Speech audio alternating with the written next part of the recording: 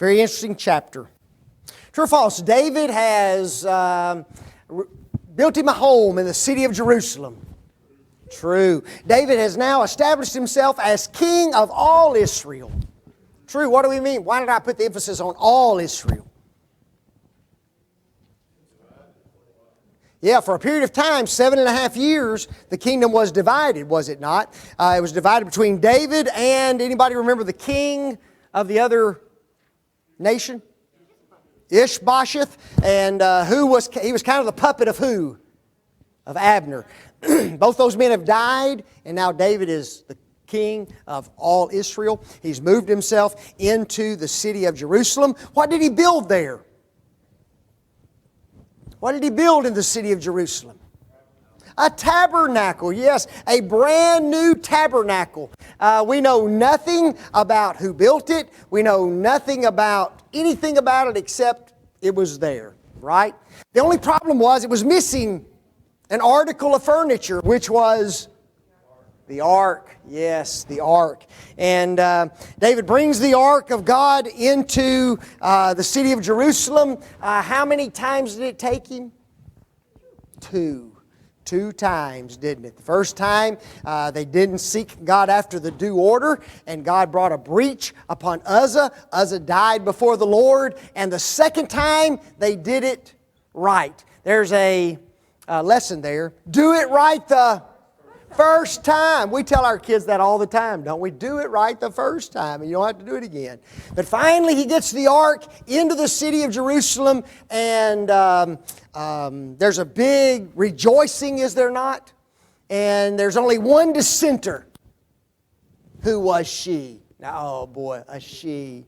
Michal, yes. Michal, his wife, she gets all over him about how he rejoices. And did she suffer any consequences from that? Yes, what happened?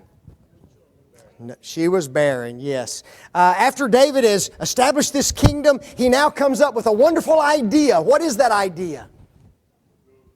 Yes, I need to build a house for God. Here I am residing in a cedar house, and God's house is just a what?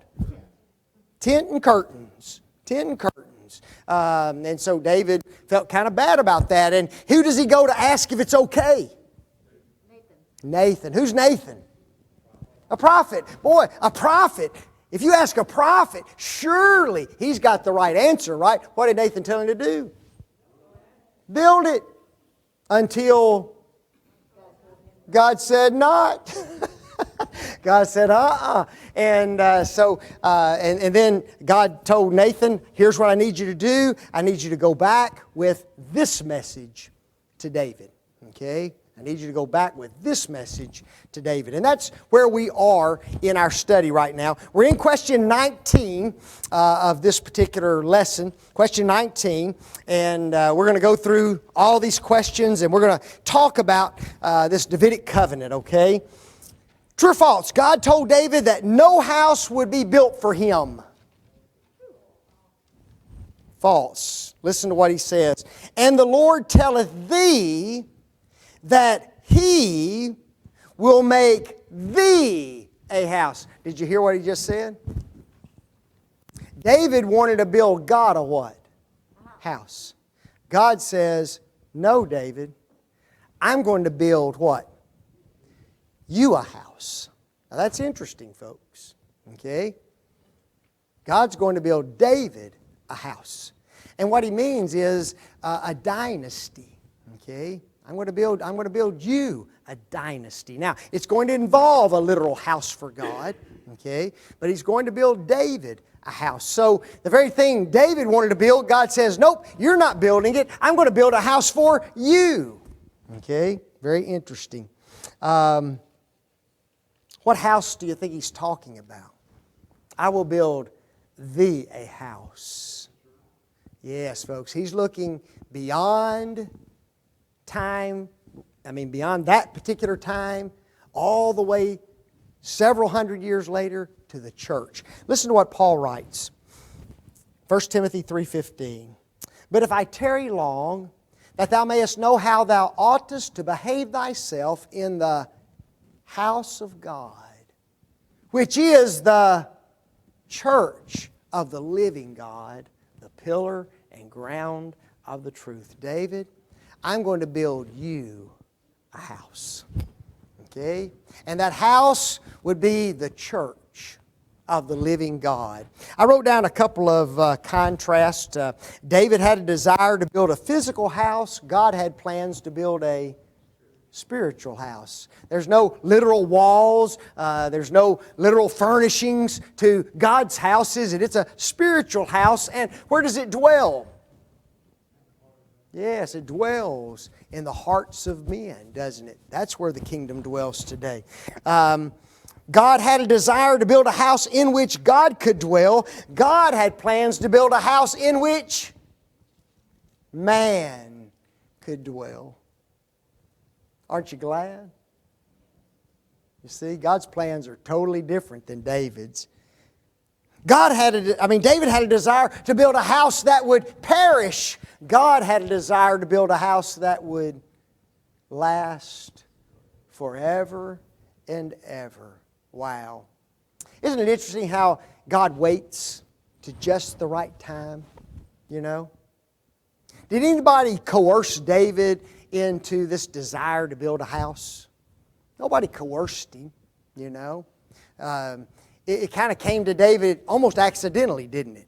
He gets into Jerusalem. He wants to bring the ark in, so he knows if I'm going to bring the ark in, it needs to be in the tabernacle. The tabernacle's somewhere else, so I'm just going to build a brand new one. He builds it. He brings the ark in, and then one day he looks outside and he says, "Dude, I'm in this nice house. Look at God's house over there." And so he says, "I need to build a house." And then all of a sudden, at that very moment in time, God what? God injects His will, doesn't He? And what He wants to do. And it overrides the plan that David has. And it's more spectacular and more marvelous and more wonderful than any plan David could have ever devised, isn't it? Unbelievable. Number 20. Who would be set up after David's death? His seed. And when thy days be fulfilled, and thou shalt sleep with thy fathers. Folks, that means what? You're gone, David. You're sleeping with your fathers. You're in the grave. You're dead. Then will I, God, set up thy seed after thee. Now, here's something we need to understand. This is a prophecy that God is making, okay? And it is what is referred to as a dual prophecy. What do I mean by that? A dual prophecy. Happens twice. Present and future. Okay? We're getting there. All that has to do with it. Some parts deal with two things. Okay? I will set up thy seed after thee.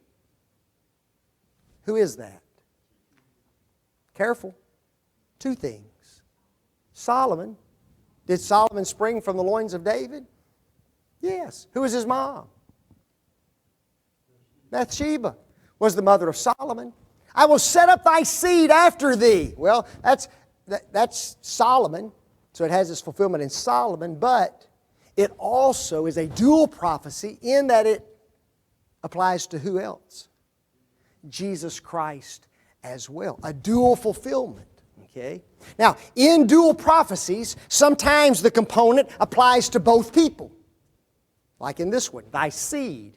Solomon was David's seed. Jesus was David's seed. Okay? But there are some parts of a dual prophecy that only apply to one aspect of the dualness. Does that make sense?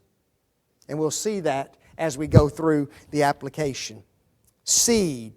Figuratively, his posterity, his descendants, his children. So partial fulfillment is in Solomon. Partial fulfillment is in Jesus Christ, the Son of God. Was Jesus of the lineage of David? Yeah. What's interesting is how Matthew starts his gospel. Okay? The book of the generation of Jesus Christ, the son of David, the son of Abraham. Two of the most important key figures of the Old Testament, right? Well, two of the most important covenant figures of the Old Testament. Did He make a covenant with David? Yes, right here. Had He made a covenant with Abraham? Yes, Genesis chapter 12. And He connects Jesus to what? Both of them. David and who? Abraham. Very, very interesting when you are studying the text. True or false? God would establish the kingdom of David's seed. True.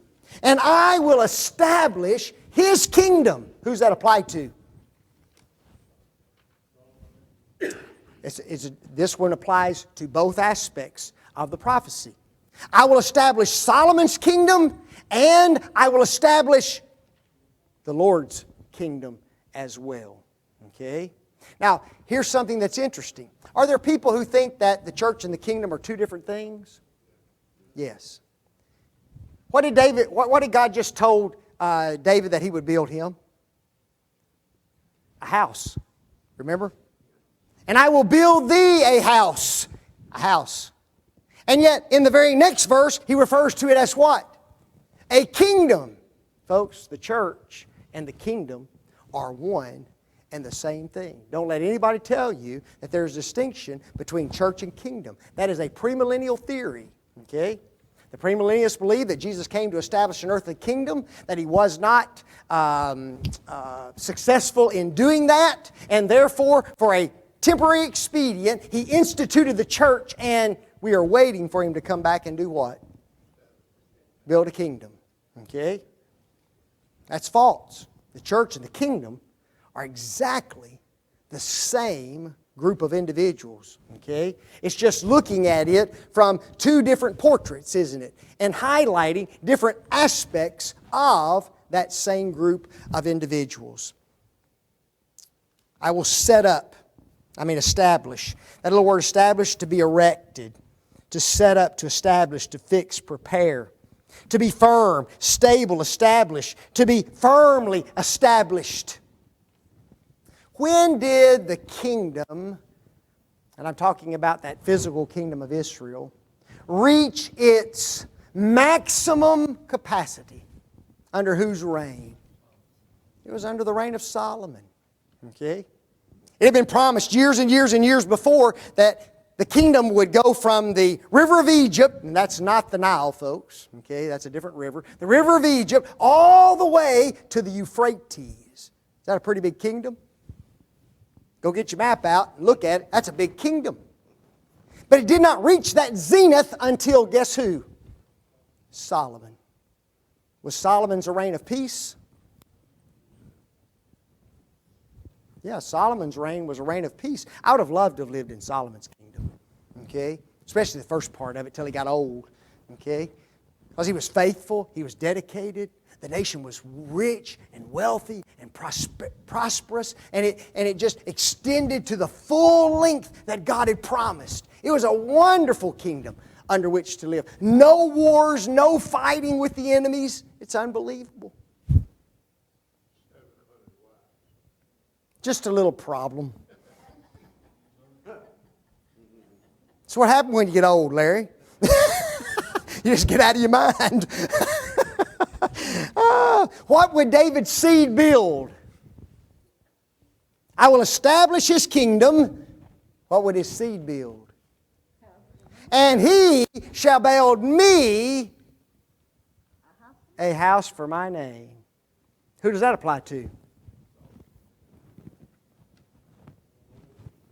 Who does that apply to? Got half of it right. Folks, it applies to both. Did Solomon build a temple? Yeah. He built a house for the Lord. David wasn't allowed to because he was a man of war, but guess what? Solomon came in and built that house, didn't he? A magnificent structure, a beautiful structure, a house for God. He shall build a house for my name. True or false? Did Jesus build a house for God? Yes. What did Jesus say in Matthew 16:18? Upon this rock I will build my church, and the gates of hell shall not prevail against it. Did He?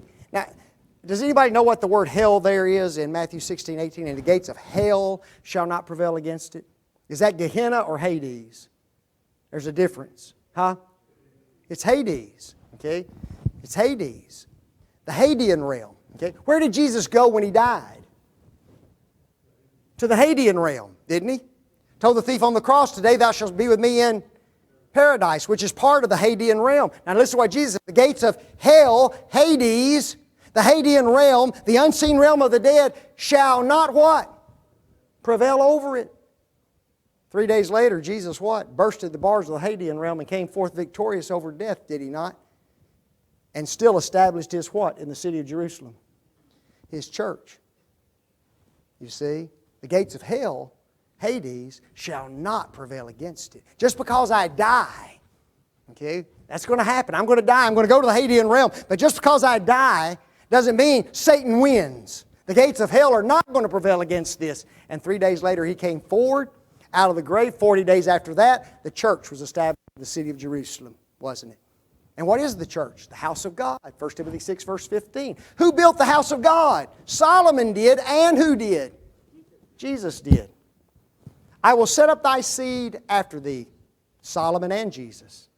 And I will establish his kingdom, Solomon and Jesus. And he shall build an house for my name, Solomon and who? And Jesus. Dual what? Dual prophecy. Now folks, this prophecy is very important. It's one of the most important of the Old Testament. Okay? One of the most important of the Old Testament. Listen to this passage. And it came to pass in the 480th year, after the children of Israel were come out of the land of Egypt, in the 4th year of Solomon's reign over Israel, in the month Ziph, which is the 2nd month, that he began to build the house of the Lord. So there's Solomon building the house of the Lord. Here's the next verse. That's in 1 Kings 6, verse 1. Here's verse 38. And in the 11th year, what year did he start? Anybody pay close enough attention? In the 4th year, he started building. In the 11th year, now we're how far along? 7 years in building Solomon's temple. Wow. And in the 11th year, in the month Bull, which is the 8th month, was the house finished throughout all parts thereof, and according to all the fashion of it. So was it 7 years in building. Man, that's a long time, isn't it? Usually, if you think it takes 2 years to build something, that's a long time, isn't it? 7 years. How long did it take to build Herod's temple? Anybody remember? 46 years, the Jews said, has this temple been in building. Sometimes it took a long time for them to build magnificent structures. Okay? Guess what never happened within the temple area while Solomon was building the temple? You never heard any of the masons working on the stones. Would that have been loud? You know, they didn't have chisels. I mean, they didn't have, jackhammers and stuff. They had chisels and all kinds of stuff. All those were fashioned away from the city of Jerusalem, then brought into the city and set in place. Can you imagine? That takes some work, folks, and it was all hand done. This thing took a long time, but both of them would build a house for God. Now listen to this next statement. And I will establish the throne of His kingdom forever.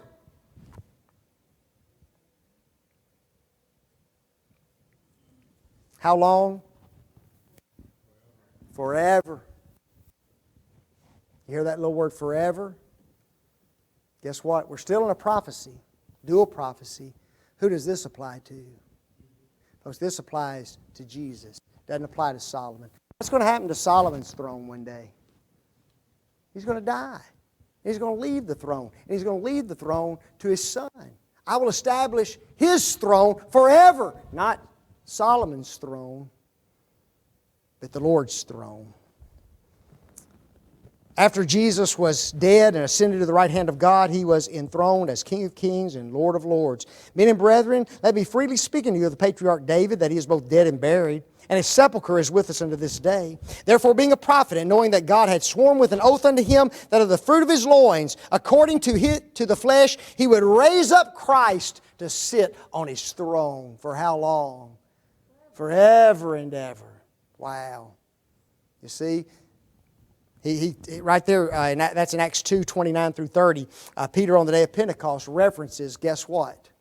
He references the Davidic Covenant. Okay? God swore to him that of the fruit of his loins, he would, according to the flesh, he would raise up Christ to sit on his throne. Okay?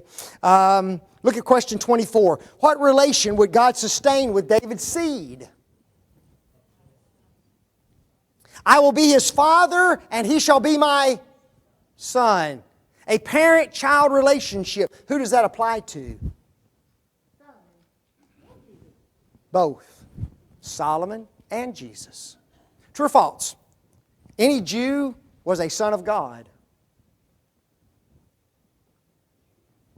True. If he was circumcised on the 8th day, right? He became a member of the covenant. He became a child of God. Now he had to be taught about God, didn't he? He didn't know that when he was circumcised. But the minute he was circumcised, he became a member of the covenant, didn't he? So Solomon, when he was born, he was circumcised. Guess what he was? He was a son of God. But so was who? Jesus. He shall be called the Son of the Highest, according to Luke chapter 1. Wow. Now here's an interesting statement. What would God do to him if he committed iniquity? Chastise him. With what? The rod of men, and with the stripes of the children of men. If he commit iniquity, I will chasten him with the rod of men, and with the stripes of the children of men. Oh, who does that apply to? Please get this right.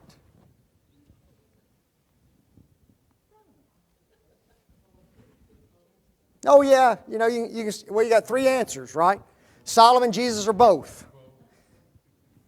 You know, folks, this right here only applies to Solomon.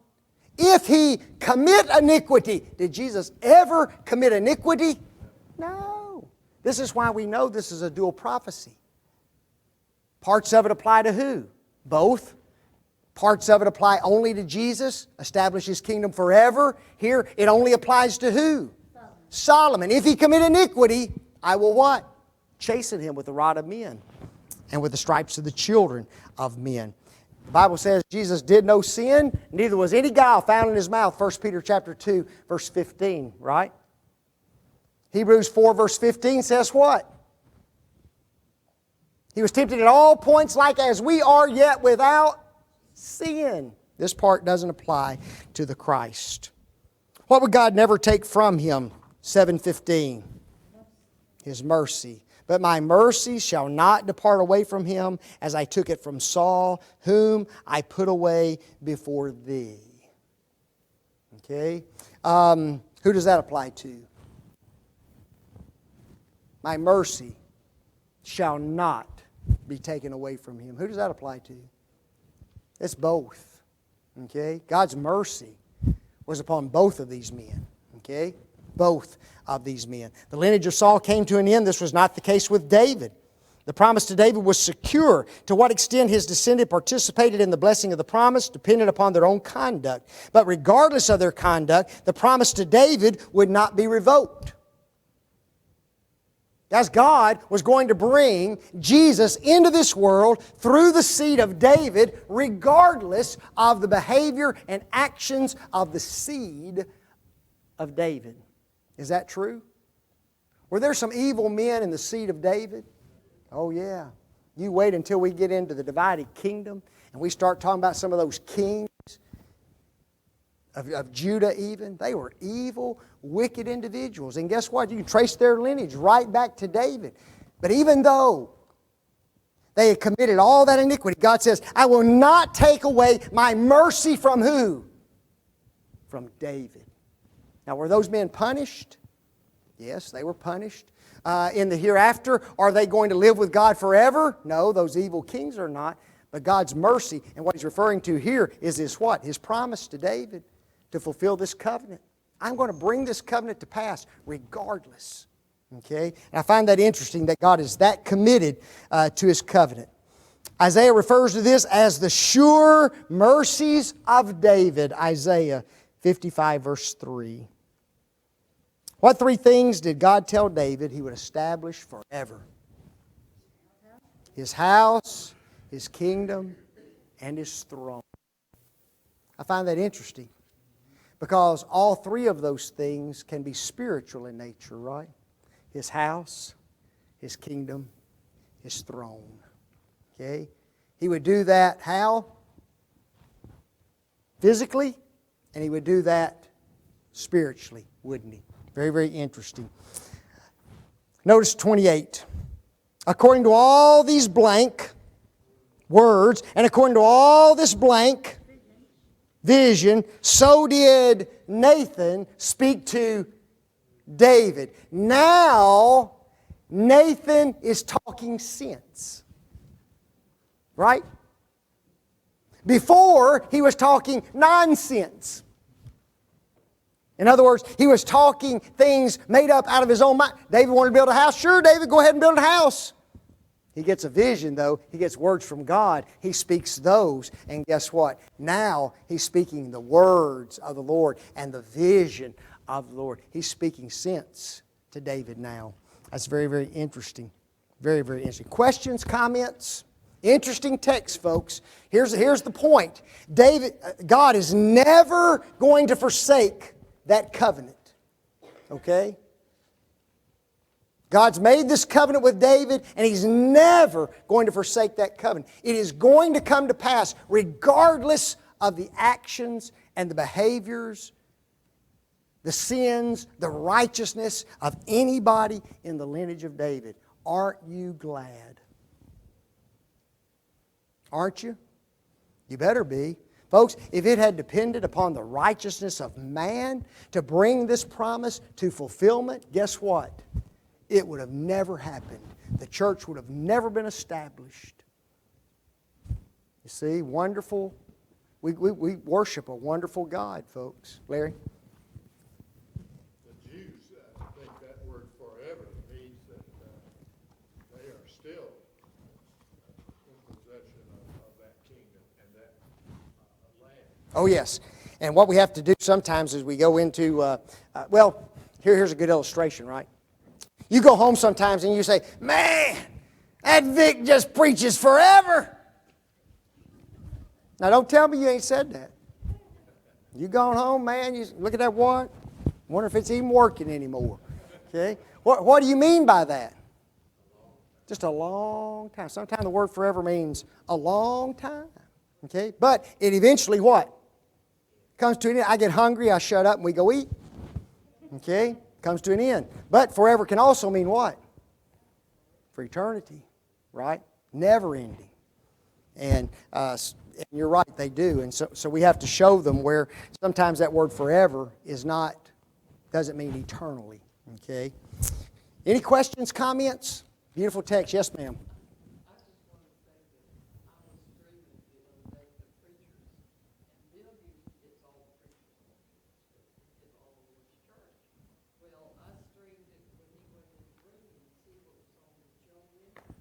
Oh, man. That's why Bill is always there.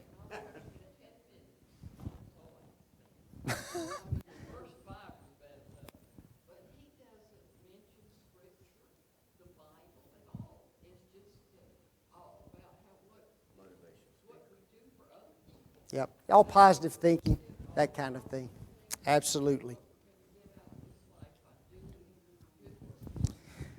Let me as we end this thing, how much time do we have? I hadn't even heard the first bell. 5 to 11? Okay. Let me just give you this. True or false? David wanted to build a house for God. True. True or false? God was not going to let David build a house for him. True. Think about that. Okay. Let me ask you this question. Was there anything wrong in David building a house for God? Nothing wrong with that. In fact, we're going to learn later where God says, David, that was a good desire for you to have. Okay? So here David has this wonderful desire, this wonderful longing to build a house for God, and yet God comes along and He says, nope, David, not you. It's going to be Solomon. Now, is that very positive for David? Oh, you got to be kidding me. I want to build a house. He's not going to let me, He's going to let Solomon build it. Solomon didn't think of this. Now, there's a way to react to God's Word. You know that? And folks, in the next section, guess what we have? We have David's reaction to God's message that tells him, you don't get to build the house, David. Solomon will. Now, many individuals would react with anger, wouldn't they? With ingratitude, with jealousy. Guys, you've got one of the most beautiful prayers found in Scripture in this next section, because that's what this is, a prayer of David to the Almighty God and how he reacted when God told him what He did. Okay? And, it doesn't come... Here's the thing, though. It doesn't come without some benefits to David, does it? There's some benefits to David that God gives him, even though David can't build the house. And David recognizes that, and David is extremely appreciative to God. Okay?